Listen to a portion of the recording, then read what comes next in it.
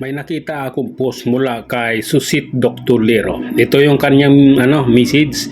Walang trilyong flood control ghost project si Sara. Wala rin siyang bilyong insertion sa national budget pero siya ang ini-impeach. O di ba? Kayo mga idol, ano masasabi nyo rito? Kasi post ni Miss Susit Dr. Lero. Ako sangayon ako sa sa post na ito. Kasi siya, pinagbintangan lang siya eh. Kung ano-ano lang ginawa sa kanya, siniraan lang siya para lang sira yung pangalan niya at mapatalsik siya.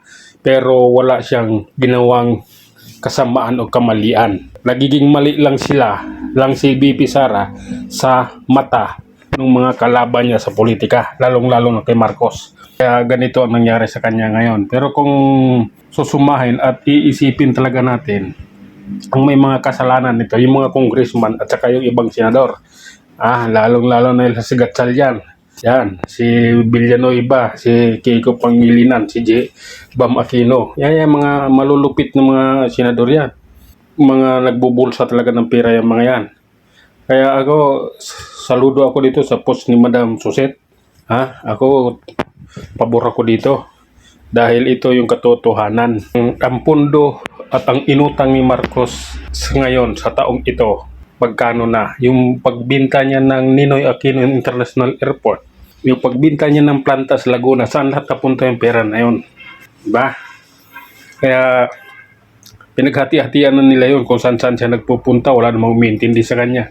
Kahapon lang, nagpunta siya sa may Quezon City, doon sa Araneta Avenue. Para saan?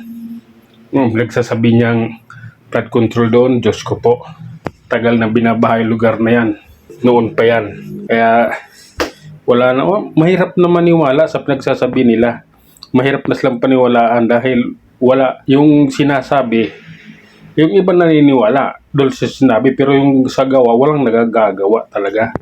Palpak yung nagawa. Kaya ako kay Madam Susit, pabor po ako sa inyo. Marami naman kami pumabor sa iyo. Kaya sana lalaganap ito. Kayong mga idol, comment kayo dyan kung anong gusto ninyong sasabihin. Kung pabor ba kayo sa sinasabi ni Madam Susit Dr. Lero na itong impeachment na itong ginagawa si BP Sarang makasalanan. Para saan? Para masira lang, di ba? Para siraan siya sa taong bayan. Pero gising tayo, taong bayan, kami mga vloggers, nandito kami. Di namin pababayaan si Madam Sara. Kaya kayo dyan, comment lang kayo kung ano ang nasa isipan ninyo, kung anong nasa puso ninyo. Kahit yung mga bashers ni BP Sara, comment lang kayo dyan. Bahala na kayo sa buhay ninyo. Mga pisti naman kayo mga bashers ni BP Sara, yung mga nagko-comment yan na akala mo matalino.